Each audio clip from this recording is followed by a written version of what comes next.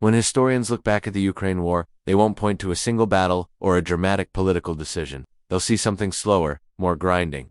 They'll see that the outcome was decided by accumulation, by numbers, and by interments. And at the heart of it all is Vladimir Putin's final strategic calculation, a move so subtle many missed it, yet so powerful it reshaped the entire conflict. At first, the war seemed like a simple story: good versus evil, modern technology against brute force. Ukraine was agile and innovative.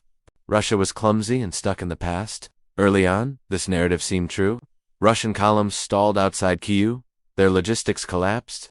Western experts predicted Moscow would run out of missiles in months, and sanctions would cripple its economy. Ukraine's victory felt inevitable. But wars are won by systems, not stories.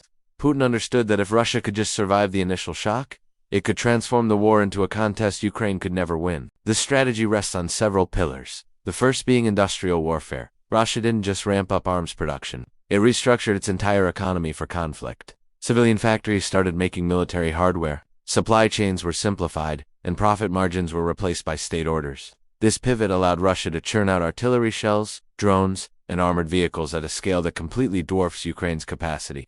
The truly sobering fact is that Russia now outproduces the combined Western supplies sent to Ukraine in several key areas. Ukraine's problem isn't a lack of bravery or skill, it's simple arithmetic. Every artillery duel favors the side with more shells. Every missile exchange favors the side that can replenish its arsenal faster. Western aid, while massive on paper, arrives in waves dictated by politics, not by battlefield urgency. A delay of a few weeks in Washington or Brussels translates directly into lost ground and lost lives on the front line.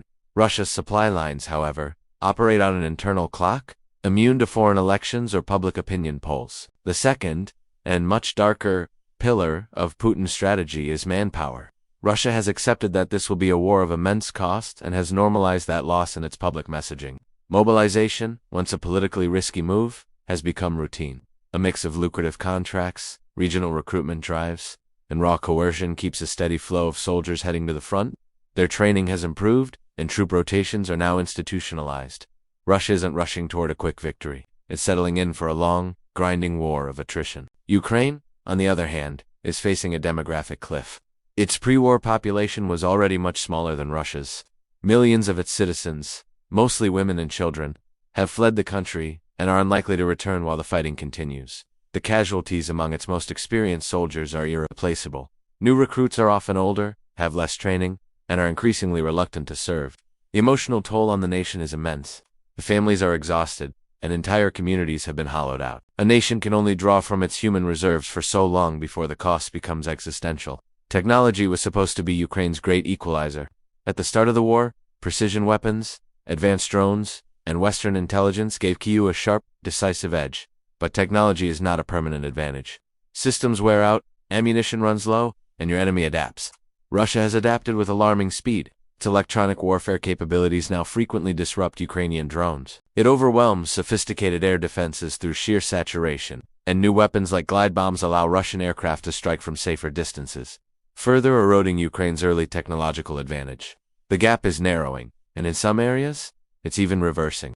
Perhaps the most telling change is in Russia's battlefield tactics. Gone are the reckless high-risk offensives of the early war. In their place is a cold, methodical approach focused purely on attrition. Russian forces apply constant pressure across multiple sectors of the front line, forcing Ukraine to stretch its limited resources thin. Small advances are celebrated not for the territory gained, but for the Ukrainian resources consumed in defending it. Every kilometer is paid for in blood, but Russia has made the chilling calculation that it can afford the price far longer than Ukraine can.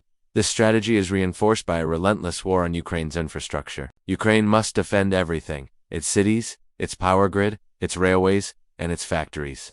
Russia, however, only needs to attack selectively. Its missile and drone strikes are not random. They are designed to force impossible choices. Should Ukraine defend its capital or a critical power station, the front line, or its industrial base? And over time, something always breaks. Power outages last longer, the economy shrinks, and war fatigue deepens into a national despair. But Putin's most underestimated move lies beyond the borders of Ukraine. It's the global reframing of the conflict. Russia has successfully positioned the war not as a simple act of aggression, but as a broader challenge to Western dominance. This narrative resonates powerfully across much of the non-Western world. Countries in Africa, Asia, and Latin America may not openly support Russia, but they refuse to isolate it. Trade continues, energy flows, and diplomatic channels remain open. The wall of sanctions has become porous. Meanwhile, the Western coalition supporting Ukraine is showing visible cracks. The rhetoric of unity remains, but underneath, consensus is fraying. Defense budgets are strained.